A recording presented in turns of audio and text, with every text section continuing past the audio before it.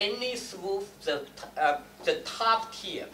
I define top tier, say top 30. Top 30 schools as listed by U.S. News and World Report. I would say the competition is absolutely amazing. Yeah, impossible, almost impossible. Top 30. Okay, out of the top 30, I would say top 5 is really, really difficult.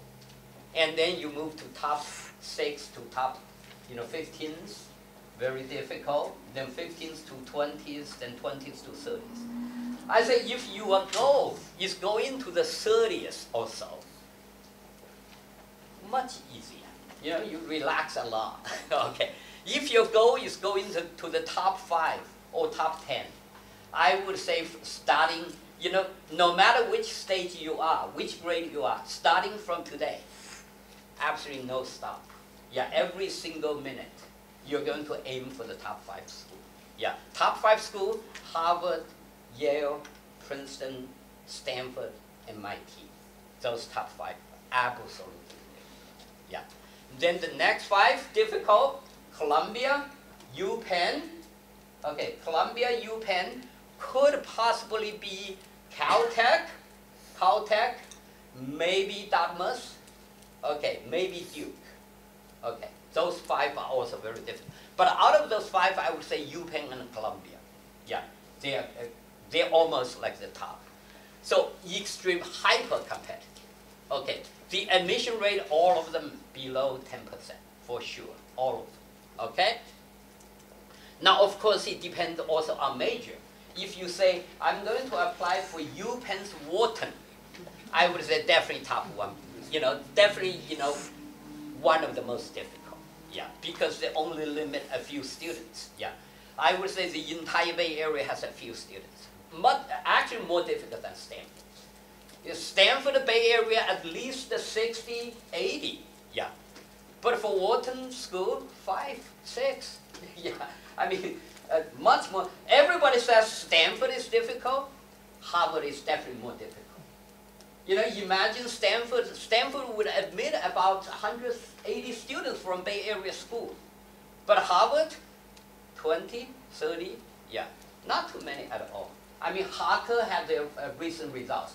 15 Stanford, 3 Harvard.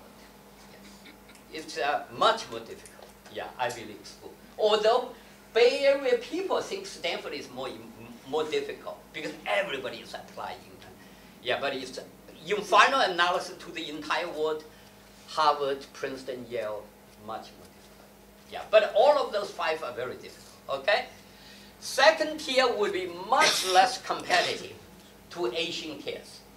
Much less. When I say much less, which means if you're 3.5, 2200, you can get in. Yeah. 3.5 and above, 2200. Okay.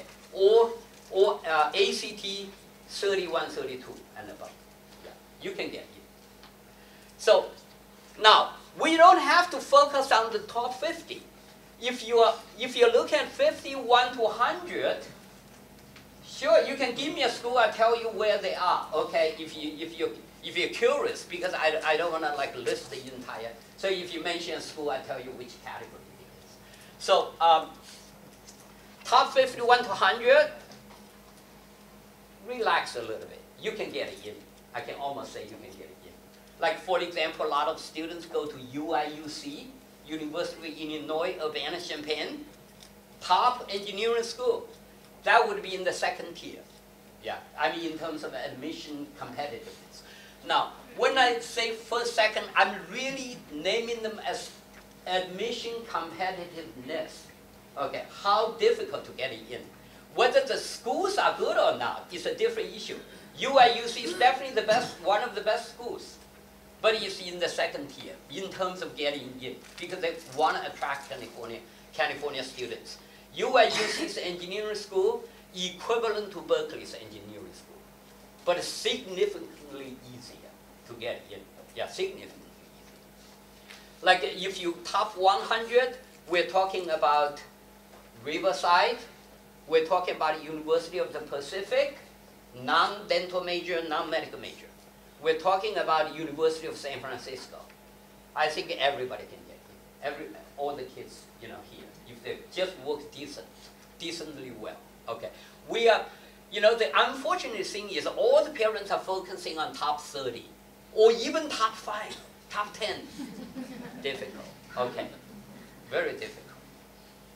So Berkeley is top 20-ish, 22, 20. Yeah, right now it's 20, but definitely it's in the top tier. Yeah, but top within the 30, top 5, and let's say 25 to 30 versus the first 5, it's like a night and day again, right?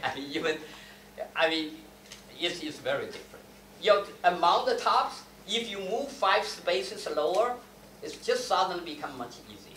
If you focus on only the top 5 spaces, oh, crazy. Yeah, definitely crazy. Everything has to be perfect. It has to be like totally impeccable.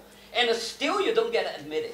And you worry, you call your school, your counselor. So basically you turn me into a psychological counselor.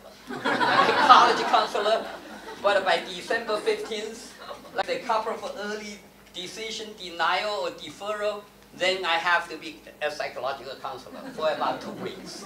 Then after Christmas, everything, okay, let's start. Yeah, let's rework on the other schools, right?